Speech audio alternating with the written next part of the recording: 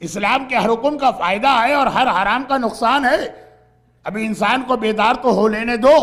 ایک بار اس کی knowledge complete ہو تو ہر چیز کو باقی دنیا بھی مانے گی. انکمپلیٹ ہے اس لیے پرابلم آ رہے ہیں. Knowledge incomplete.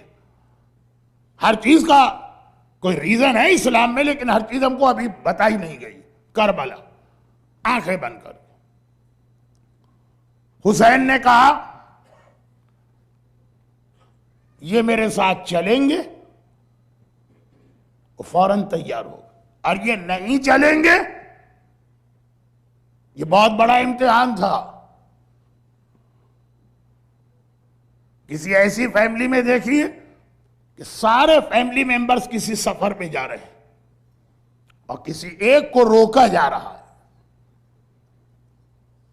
اردو میں کہتے ہیں اس کا دل چاہ رہا ہے، ہندی میں کہیں گے اس کا من چاہ رہا ہے، لیکن روکا گیا تو وہ رک گیا. اور پھر یہ بھی ذہن میں رکھیے گا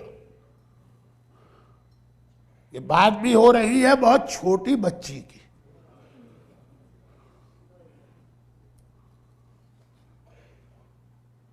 28 رجب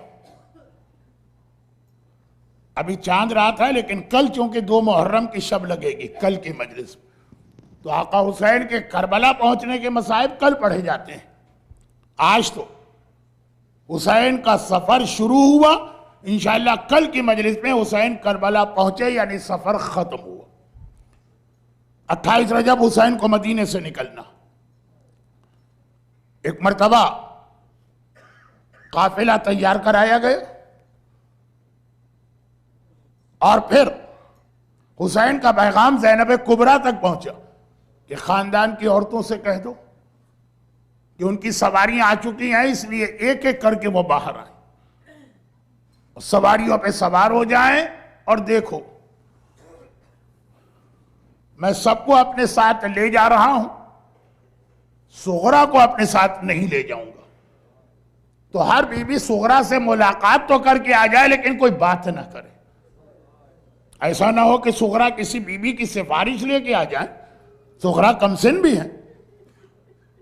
حسین سب کو اپنے ساتھ لے جانا چاہتے ہیں، صغرا کو نہیں لے جانا چاہتے. وائی؟ کوئی ریزن؟ کبھی ذہن میں یہ آتا ہے کہ شاید صغرا لڑکی تھی اور یہ سفر بڑی مشکلات کا تھا تو حسین لڑکیوں کو نہیں لے جانا چاہتے تھے. لیکن جب میں نے لسٹ دیکھی اس میں فاطمہ کبریٰ بھی گئی ہیں، اس میں سکینہ بھی گئی ہیں. جب دوسری لڑکیاں جا سکتی ہیں تو یہ بھی جا سکتی ہیں. کبھی دل میں خیال آتا ہے کہ صغرا تو بیمار ہیں، مگر جب میں نے دیکھا کہ آگے چل کے میرا آقا سجاد تو اس سے زیادہ بیمار ہونے والا، جب زیادہ بیمار جا سکتا ہے تو یہ صغرا کی تو بیماری بھی آخری اسٹیج پر اب ٹھیک ہو رہی.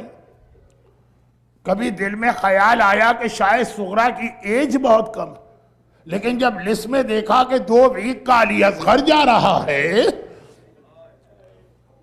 تو صغرا علی اصغر سے تو بڑی ہے. تو آقا وجہ کیا ہے؟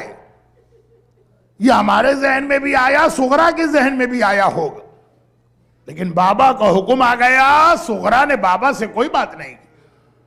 دل میں خیال ہے کہ بیویاں آئیں گی، ماں بھی آئے گی، پھوپھی بھی آئے گی، بہنیں بھی آئیں گی، ان میں سے کسی سے کہوں گی کہ میری سفارش کر دے.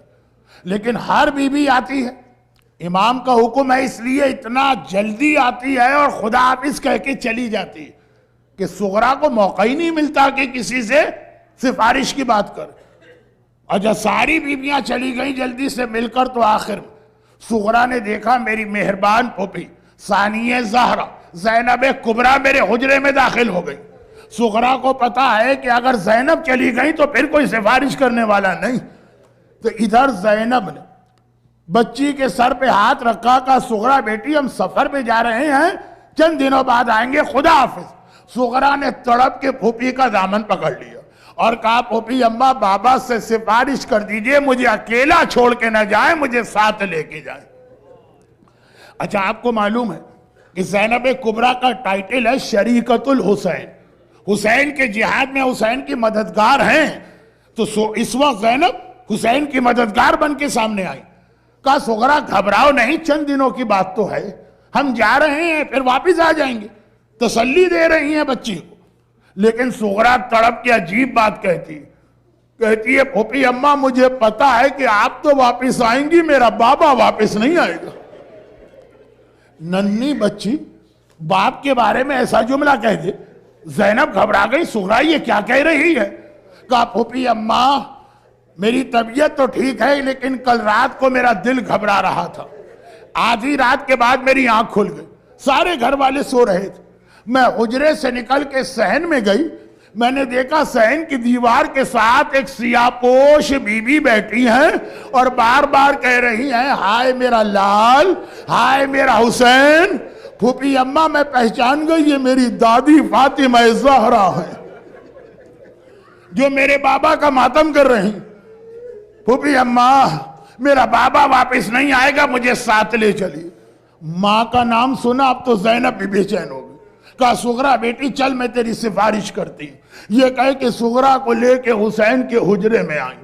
حسین نے دور سے یہ منظر دیکھا، ابھی زینب نے کچھ کہا بھی نہیں تھا، حسین نے روک دیا۔ حسین نے کہا زینب میں سمجھ گیا سغرا کو لے کے کیوں آ رہی۔ آپ کو یاد آ رہا ایسا ہی ایک جملہ حسین نے ایک بار اور بھی کہا تھا۔ آج مدینے میں 28 رجب کو کہہ رہے ہیں اور کل کربلا میں 10 محرم کی سپہر کو کہا تھا، جب سکینہ نے کہا تھا چچا عباس آئیے میں آپ کی سفارش کرتی ہوں، بابا نے آج تک میری کوئی بات نہیں ٹالی ہے، میں بابا سے کہے کہ آپ کو مقتل میں جانے کی اجازت دلواؤں گی۔ اور وہاں بھی حسین نے کہا تھا سکینہ عباس کی سفارش نہ کرنا، لیکن وہاں جملہ کچھ اور تھا، سکینہ اگر چچا کی ابھی سفارش کی بعد میں چچا بہت یاد آئے گا، جب تماچے لگ رہے ہوں گے، جب بدن پہ کوڑے پڑ رہے ہوں گے، یہی چچا یاد آئے گا جس کی سفارش کر رہی ہے۔ انشاءاللہ وہ تو 7-8 محرم کی مجلس میں تفصیل آئے گی، آج اتنی سی بات۔ حسین نے دیکھا زینب میں سمجھ گیا سغرا کو لے کے کیوں آ رہی ہو، دیکھ سغرا کی سفارش نہ کرنا، تیرا بھائی تیری ہر بات مانے مگر سغرا کی سفارش نہیں۔ زینب گھبرا گئی، کہا بھیا میری بچی نے قصور کیا کیا ہے کہ سب کو لے جا رہا اسے نہیں لے جا رہا۔ حسین نے جواب دیا زینب تجھے پتا ہے نا میرے بعد کیا ہونے والا۔ بعض علماء تو یہاں تک کہتے ہیں کہ میرا مولا بچپنے میں زینب کو جب بہت چھوٹی تھی نماز فجر کے بعد مکان کے صحن میں لے کے اتنا ٹہلا کرتا تھا کہ زینب کے گھٹنے دکھنے لگتے تھے۔ ایک دن کہا بابا آپ مجھے اتنا کیوں چلا رہے ہیں؟ علی نے کہا زینب آج مشق کر لے، کل کربلا کی شام غریبہ یہی مشق کام آئے گی جب تیرے سوا لٹے قافلے کا پہرا دینے والا کوئی نہ ہوگا۔ زینب کو سب کچھ بتا چکے ہیں میرے مولا۔ حسین نے کہا زینب تجھے پتا ہے نا میرے بعد کیا ہوگا؟ میں اپنی ہر بیٹی کو کوفے اور شام کے بازاروں اور درباروں میں بے مقنا و چادر کے دیکھ لوں، لیکن سغرا کو بے مقنا و چادر کے نامحرموں کے درمیان نہیں دیکھ سکتا۔ مولا آخر وجہ کیا ہے؟ حسین کہیں گے وجہ یہ کہ میری باقی بیٹیاں یا میرے نانا رسول خدا کی شبیہ ہیں یا میرے بابا علی مرتضیٰ کی شبیہ ہیں، لیکن میری فاطمہ صغرا میری ماں فاطمہ زہرا کی شبیہ ہے۔ حسین فاطمہ زہرا کی تصویر نامحرموں کے درمیان کوفے اور شام کے بازاروں میں بے مقنا و چادر۔ اجرکم علی اللہ الا ولعنت اللہ علی اعدائہم اجمعین۔ پروردگارا میرے مظلوم آقا اور میری مظلومہ شہزادی زینب کبریٰ اور صغریٰ کے ان مصائب کا واسطہ جو لوگ آج کی مجلس میں موجود ہیں، ان مومنین اور مومنات کو، ان کے گھروں کو، ان کے گھر والوں کو، ان کی اولادوں کو دنیا اور آخرت کی ہر مصیبت و پریشانی سے محفوظ فرما۔ پروردگارہ حسین کے بچوں کی بھوک اور پیاس کا واسطہ صاحبان ایمان کو روزی کے ہر امتحان سے محفوظ فرما۔ خداوندہ رباب کے اصغر کا واسطہ جو بے اولاد ہیں انہیں صاحب اولاد بنا، جو صاحب اولاد ہیں ان کی اولاد کی حفاظت فرما۔ لیکن اگر تیرے دین کو ضرورت ہو تو ہم کو یہ جذبہ عطا فرما کہ اپنے ہاتھ سے اپنی اولاد تیرے دین پہ قربان کر دیں۔